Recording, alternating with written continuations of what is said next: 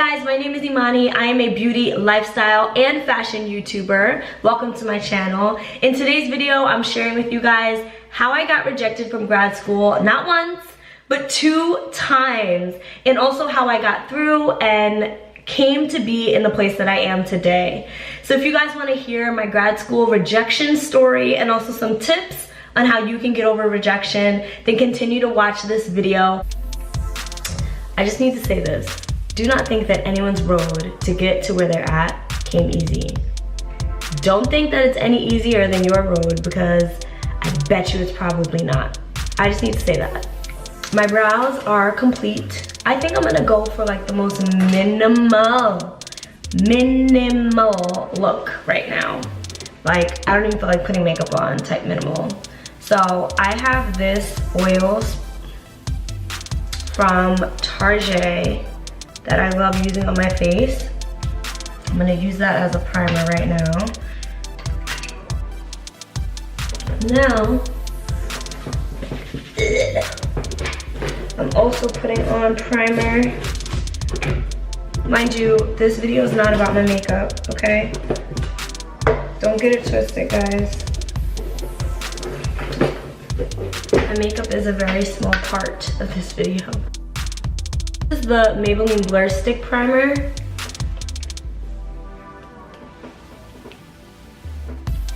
And I'm using the hotel mirror to blend it out.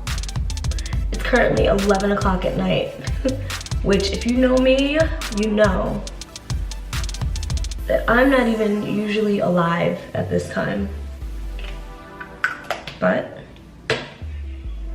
I'm in Atlantic City, so you know, when you're out, you gotta enjoy yourself. So I'm putting on my ColourPop No Filter stick. And today I wanted to talk to you guys about some of the rejections that I've had in regards to speech pathology, and a little bit of, you know, how the road to getting into grad school has been not easy at all, and things may look awesome right now, and I may talk about how much I love the program that I'm in and stuff like that, but you know, it's been a road definitely to get here, and it's worth talking about. So basically, when I went to college, I knew that I wanted to study speech, but I also knew that my college did not have the major. I went to undergrad for linguistics, not speech pathology. So the reason why that was hard is because for our major, you need so many prerequisites. So you can't get them done. Like, you can't take a speech class at a college that doesn't have speech as a major, because there's no one to teach the speech class. So it made it really difficult for me, but I decided to stay. There was a point in which I was thinking about transferring out and doing something that would work better for me. But I really loved my school. I was in a sorority. I loved my sorority, my friends. I loved everything about it, so I decided not to. But when it came time to apply to different grad programs, I was like, I'm gonna go for a program that I don't need prereqs for. So when it was time for me to apply, I knew that I wanted to be in New York City. That was just something that I was like, decided on. There was no way I was not gonna be in the city for grad school. So with that being said, I applied to, don't laugh, do not laugh, okay? I applied, it's actually not funny, I don't know why I'm making this a joke, but I applied to NYU and Columbia. And again, I was like, listen, I wanna be in the city. I wanna be in the mix of everything that's going on. I love the city. A lot of my friends that I had made in college were from the city. It was just like, this is gonna work, because it's something that I've always wanted to do. I've always wanted to move out to the city. This is a Fenty Beauty concealer, by the way. Anyway, I applied to those 2 schools, and guess what? Your girl got rejected. And I knew that I had only applied to 2 schools, so I had really put myself in a situation where it's like, if I don't get into those 2 schools, it's kind of over for me.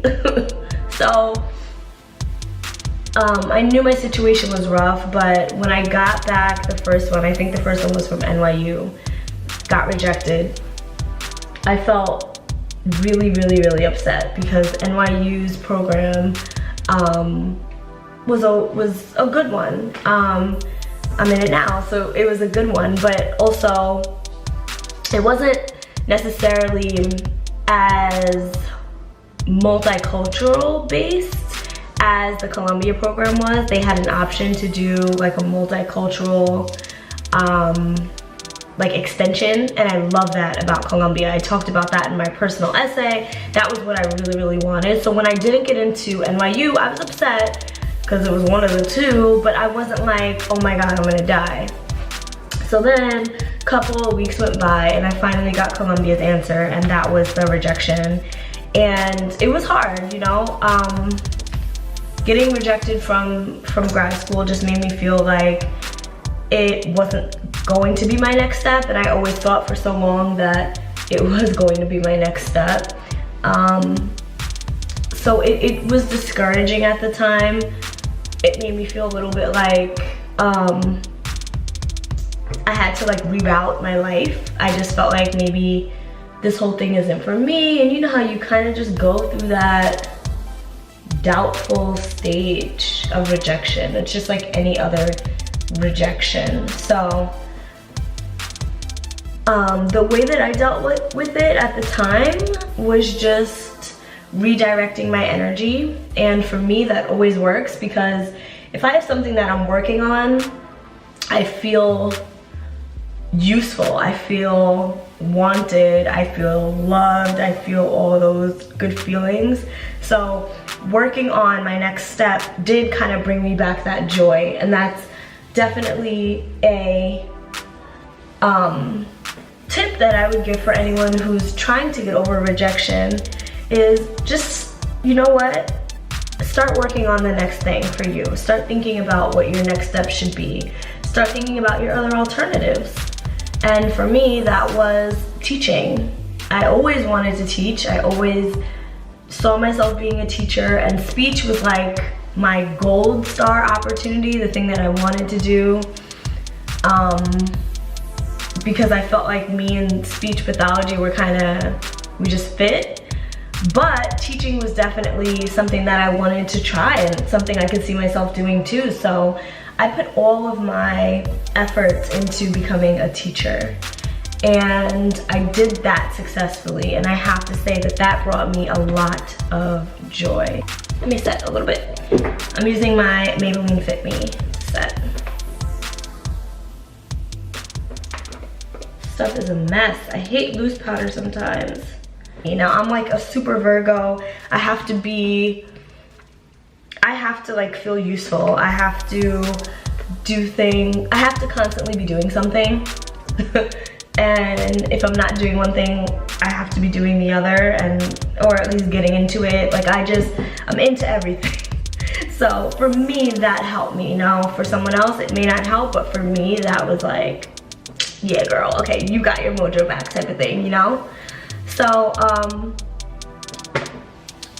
I think that you have to let go of this perception of how you see yourself, and you really just have to work with what you have and just do what you can and do the best that you can. I think for me, and if I'm being completely and totally honest, a lot of the reason why I wanted to be at the schools that I was looking at in New York City is because I was dating someone who was from the city, and the schools that I was looking at was like pretty close to where he lived, and I was thinking about our future, and I had that wrapped up into like the reason why I saw myself at these 2 schools only, and it was stupid. It was really dumb. It was something that I had to go through and learn, but I learned a lot. I learned that like you gotta let go of what you see for yourself and just do what's best, you know? And it's not always the thing that you thought it would be. So, okay, here's the issue. I have no brushes, I forgot them. I only have my palette and my finger. So, I think we're gonna go burgundy tonight. I've done this for the past 2 nights and it actually worked. I'm like, the minute that you can do your makeup with your finger, that's how you kind of know that you're getting this thing down pat. Because, girl,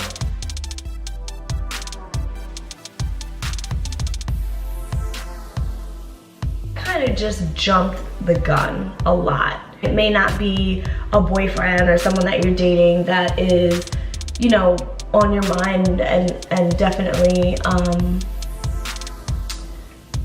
informing your opinion and your next steps. It may be something else, but whatever it is, if you're reaching for it and it's the only sole way that you see yourself in the coming years, you really gotta let go of that, because life is life. Life happens, and you may not be where you thought you were gonna be, and that is a-okay. A lot of times it works out in your favor. So, babe, you can start now. I'm gonna put on some mascara now. This is my e.l.f. 3-in-1 mascara. I think one of the last things that I want to touch on though is that despite rejection and how you may feel about it and how literally crazy it will make you feel in the moment, it's just so important to keep going. And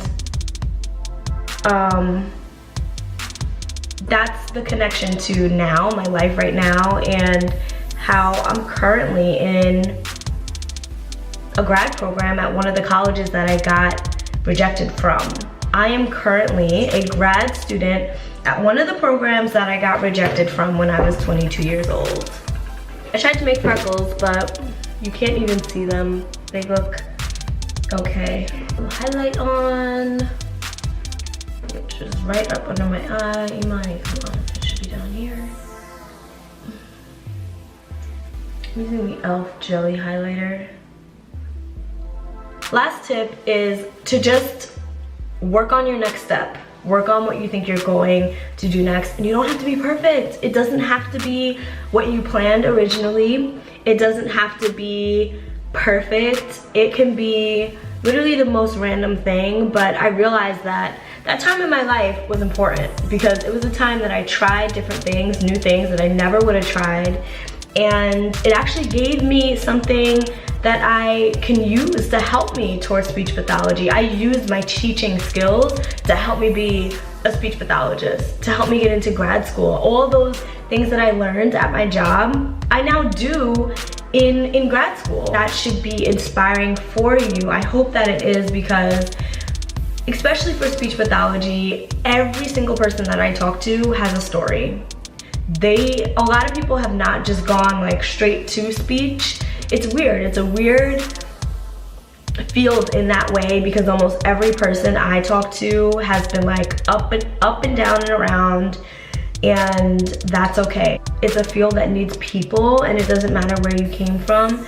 Your experiences are valuable. Don't give up on yourself. Know that you can come to the place where you want to be. It just may take some time and some rerouting, and girl, you'll be fine. You will be fine. You'll be great. I hate to have that stance because I was the person like, I'm spraying Makeup Revolution hyaluronic acid spray, hyaluronic fix spray. Now I'm just gonna wipe off my lips and line them.